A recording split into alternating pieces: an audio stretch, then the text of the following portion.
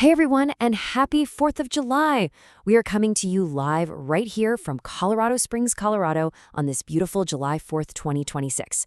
Welcome back to The Explainer. I am so incredibly pumped you're joining us for episode 5 of the Deep Dive. And guys, this is a special one. It's the Amazing Caleb's Storytime Edition. If you are an Annoying Orange fan, let me tell you, this explainer is absolutely for you. Today, we're unpacking a wild story about rigid educational tech, neurodivergence, and honestly, the chaotic brilliance of 2010s YouTube culture. Before we jump in, do me a quick favor, make sure to hit subscribe, smash that like button, and drop a comment down below on YouTube. It literally means the world and helps the channel so much. All right, let's get into it.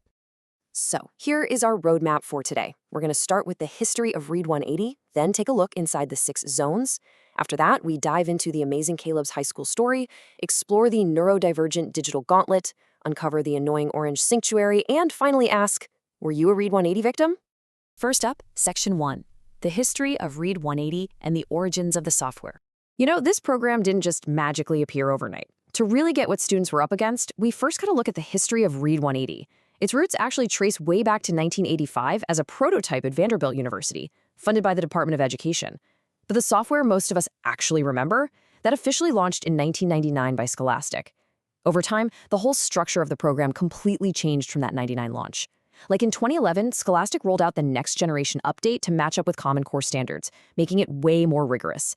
And then, wow, in 2015, the whole thing was acquired by publishing giant Houghton Mifflin Harcourt for over $500 million. So we're talking about a massive leap from a small 1999 academic prototype to a $500 million corporate staple in the 2015 acquisition timeline. All right, moving right along to Section 2, inside the 6 zones, the digital gauntlet. If you know, you know. Whenever a teacher told you to log into the Read 180 website, you were immediately forced into this super strict, unrelenting rotation of zones. First up, the Explore zone, which demanded your absolute total focus right out of the gate. Then, the Reading zone. Guys, a single misclick or just slightly misreading a context clue here, the software judged you with zero mercy. Next was the Language zone, basically a totally frustrating game of grammar trial and error. But honestly, the Fluency zone might have actually been the worst because of all the hardware issues. You'd be speaking into some cheap school headset, and if the microphone glitched out, which it always did, you'd have to re-record the exact same passage 4 or 5 times. Then came the Writing zone, where you meticulously formatted sentences for an automated bot to score. And finally, if you somehow survived all of that, you hit the Success zone. But wait, it wasn't a victory lap. No way.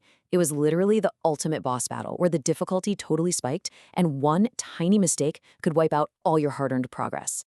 Now, let's zoom in on a specific student for Section 3, the Amazing Caleb's high school story at Coronado High, 2015.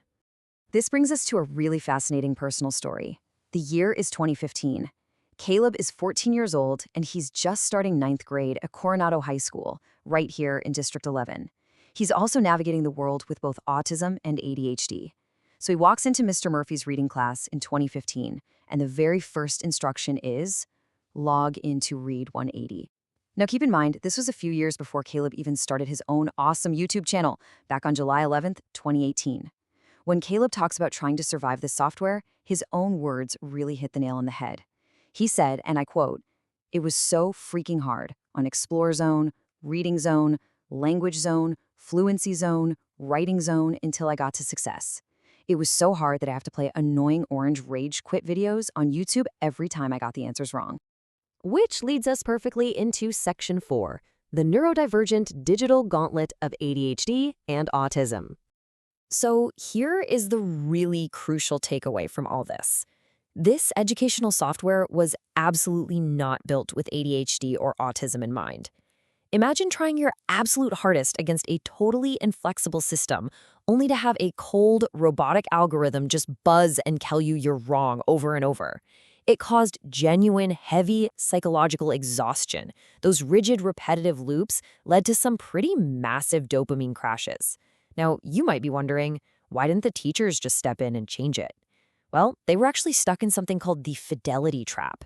Because these school districts were dropping thousands and thousands of dollars on the Read 180 software, teachers were strictly ordered to follow the program with 100% fidelity.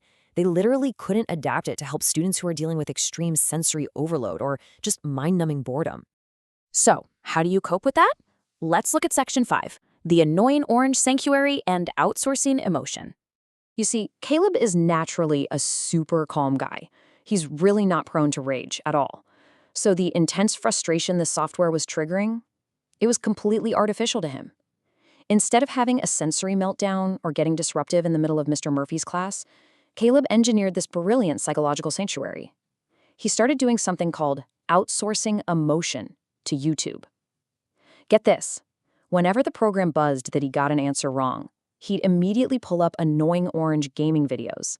I'm talking about videos of Midget Apple completely losing his mind over the impossible physics in the game Dunkers, or Pear absolutely shrieking in pure frustration while playing Getting Over It. The contrast here is just wild to think about. To the teacher and the rest of the classroom at Coronado High, Caleb projected this flawless mask. He looked like the picture-perfect, completely calm, and super focused student just sitting diligently in the computer lab.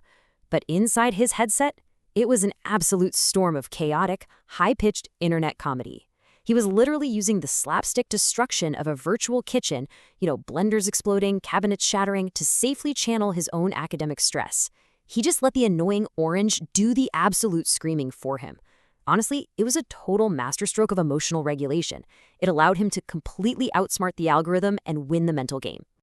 And that brings us to our final part, Section 6. Were you a Read 180 victim? You are not alone. Now, I really want to turn this over to you guys. Are you one of the victims of constantly trying to get the answers right in Read 180? If you had to run this digital gauntlet, what school level did you actually start your reading class in? Were you in elementary, middle, or high school?